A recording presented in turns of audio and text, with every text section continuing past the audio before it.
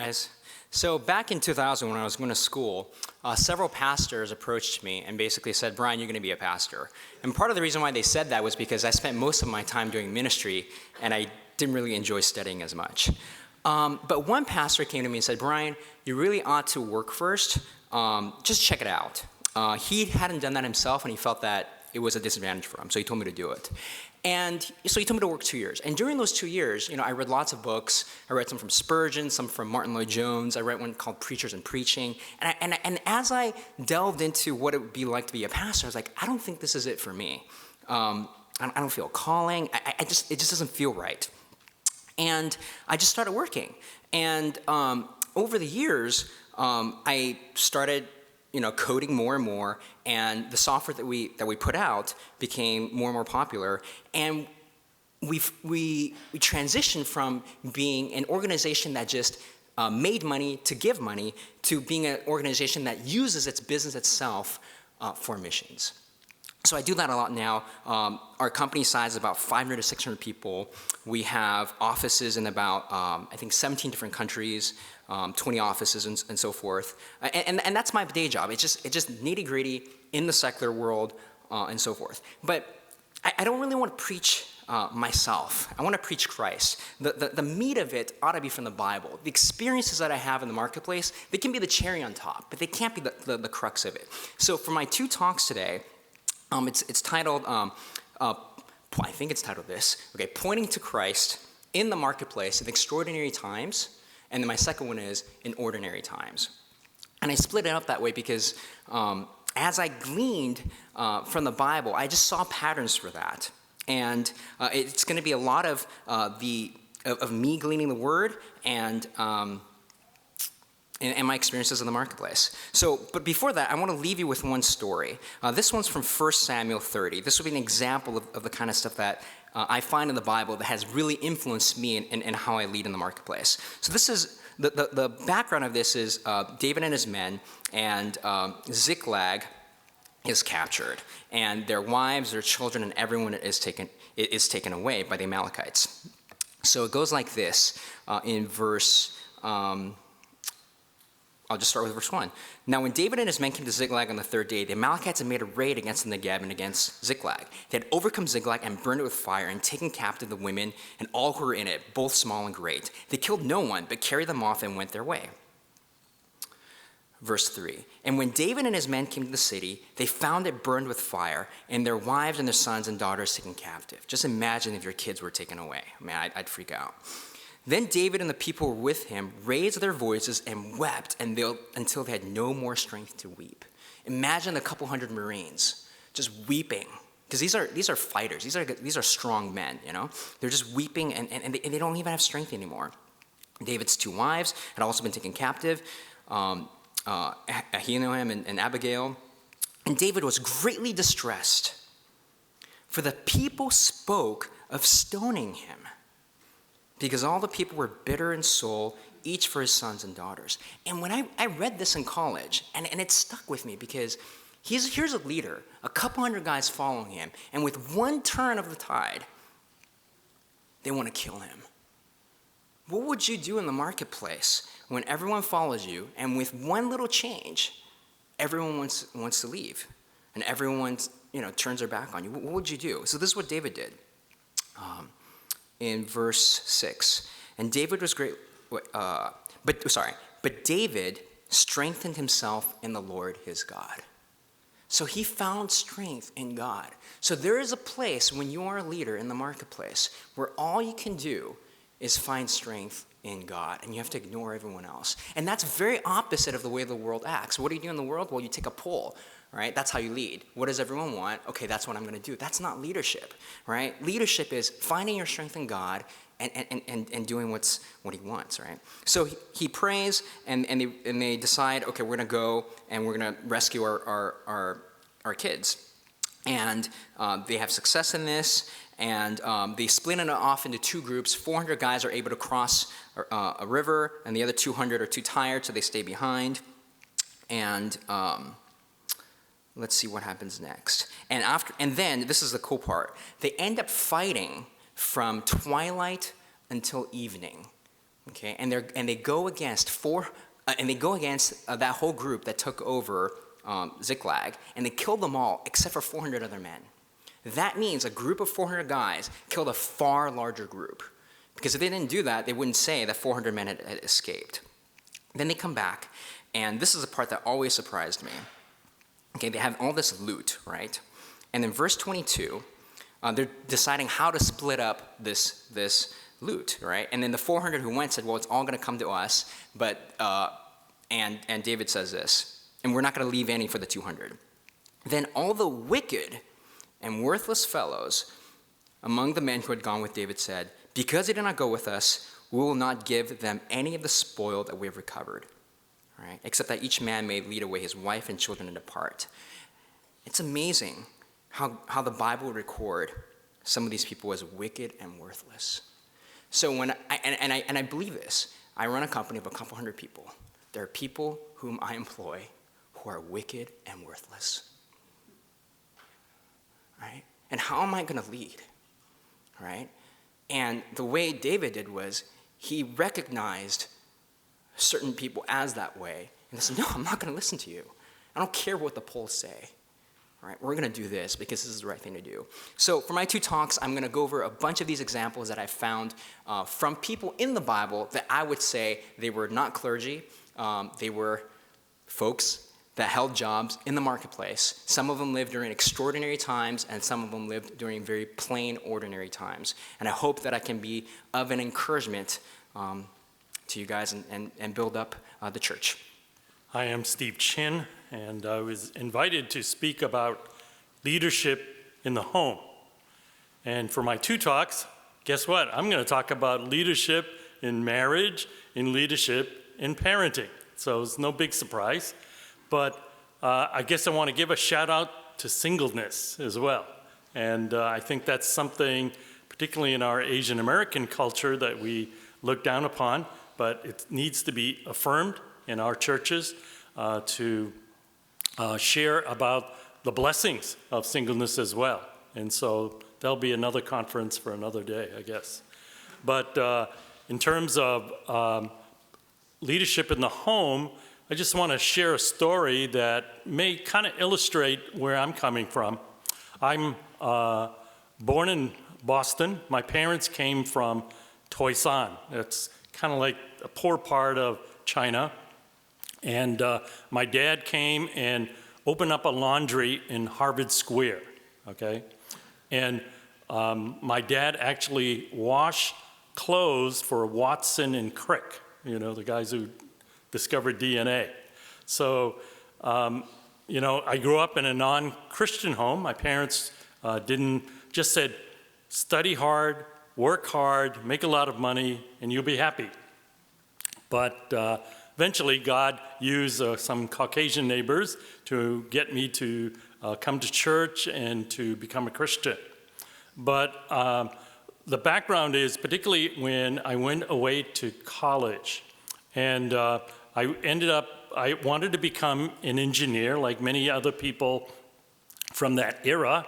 And so I went to New York University, which used to have an engineering school at that time. And I remember my dad drove me to New York from Boston. And it was, you know, I had too much stuff, so my mom couldn't come with us. So it was just my dad and I.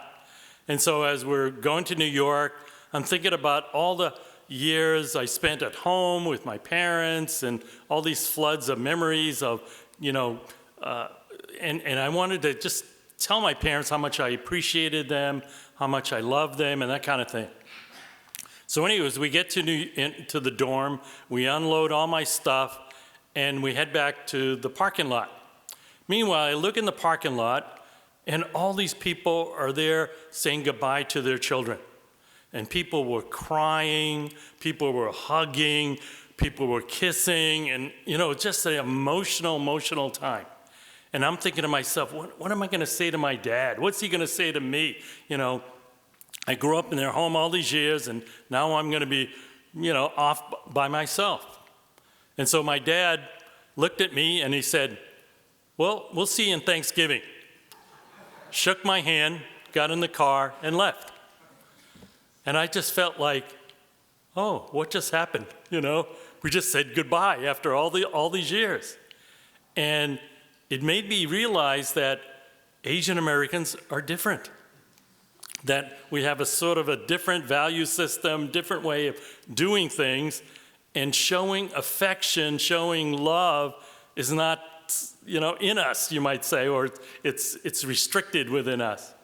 And so, I realized that affects how we look at marriage and how we look at parenting.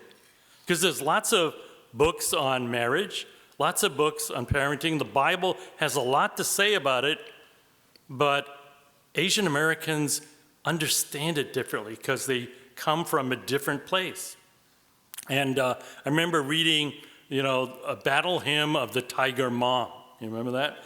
And I was reading it, and people who were around me who were reading it were saying, "Wow, this is shocking." And I read it, and I said, "That's not unusual. I know lots of people like that." And so, that's what I'll be sharing. Certainly, there's lots of things, lots of good books, a lot of good resources on marriage and parenting, but I want to bring the Asian American flavor into that. Okay, thank you. Good morning. Now, you don't realize how excited I am to be with you. I was not raised in a Christian home, and shortly after I became a Christian, I worked every summer at a camp till I was 20 years of age. But we had an amazing camp director and leader. And when I was only 14 years of age, the first Christian book I read was, you know what it is? Hudson Taylor's Spiritual Secret. And I fell in love with China and the work in Asia, an amazing work, what God did to that man. And so I've always had a special place in my heart for Asia. And I've been to Asia a number of times, different countries, Korea, China, Indonesia, Malaysia, this year just in Japan. And so I'm very excited to get to meet you. I've wanted to, for a long time, break into the Asian community, get our books in there, and it's not happened. And then Ben called me and said, "Would you come and speak?" And I said, "Yes, when can I come? Sooner the better." So I'm very, very thrilled to be with you, and I hope I get to meet you all and say hi to each of you. Now, it appears to me that God gives his servants a special subject of interest. For example, someone like J.I. Packer says that throughout his life, his great subject of interest was the authority and inspiration of Scripture. That's been like a theme, a subject he comes back to again and again. He has other subjects. I think of someone like John MacArthur. He comes back again and again like a broken record, Bible exposition, Bible exposition. That's the theme God has given him. It's the message God has given him. So I believe that the Lord gives each of us a special theme or a passion in our understanding of the things of God. When I was in my early 20s, I became very disillusioned with the Christian community because of all the fighting I saw. And it wasn't even the subjects they were fighting over. It was the harsh and cruel ways they dealt with one another. And I identified it as just a young adult as the pride of rightness, the pride of correctness. And this drove me to study my Bible. What does the Bible really say? Is this the way Christians are to act? Why are they so mean to one another? And why are they always splitting from one another? And so I searched the scriptures like a good Berean. And I took several years reading and studying until finally I got the message from the Lord. And the message the Lord gave me is the Christ-like attitudes, the Christ-like mindset that should affect our character and our churches, the tone that should affect our disagreements and all our relationships. Now, I can summarize that message with Paul's words in 1 Corinthians 12:31. I want to show you the more excellent way, he said to the fighting Corinthians. I'm going to show you a better way. than your fighting and your divisions and your selfishness and your pride. Jesus called it the new commandment. John 13:34 and 35. The new standard, the new paradigm, the new pattern in which we are to live. 1 Corinthians 16:14. Let all that you do be done in love. And then it's the Philippians 2 mindset. Let this mind, let this attitude, let this disposition be in you, which is Christ's humility and selfless service to his people. I like to call it telling people how to dress. I was at a church recently, and I was in the front row, and I said to this one young man, I have to stay here. I'm going to tell you how to dress. He said, oh, no, you're not. I said, yes, I'm going to tell you, you're not dressed properly. I'm going to tell you how to dress. He said, no, you're not. Then I told everyone in the audience, I am going to tell you how to dress for church. And they go, oh, no, you're not going to tell me how to dress. Well, I am going to tell you how to dress. And I got it from the Apostle Peter. Clothe yourself, all of you, with humility towards one another. You're not well dressed until you come to church with a heart of humility towards one another. Because God opposes the proud and gives grace to the humble. I don't want God against me. I got enough problems in my life. So don't go to church unless you're well dressed with Christ-like humility. So this is the theme the Lord has given me. It was a lack of love that nearly destroyed the church in Corinth. It was a lack of love that nearly destroyed the church in Ephesus. In fact, the Lord Jesus said to a church that had good doctrine, church discipline, lots of work, lots of evangelism, and he said, I'm going to remove your candlestick. Boy, what'd they do wrong? Because you left the love that you once had. You're not what you once were. And if you do not repent of this loveless behavior with all your externals and your performance, I'll just remove your church. Do you think it's important to the Lord? Now, I would say this, that you'd all agree with me intellectually and theoretically, but it's the daily commitment to these principles that I'm interested in. The daily commitment to these biblical principles of servanthood and humility and love and forgiveness that has to guide us through all our church problems and our home problems. And what I find is that if we're not people of principle, we always slide back into the flesh. Galatians 5, we slide back into pride and selfishness and anger and hostility to one another when we've been hurt. We hope you enjoyed this message. Biola University offers a variety of biblically centered degree programs, ranging from business to ministry to the arts and sciences. Learn more at biola.edu.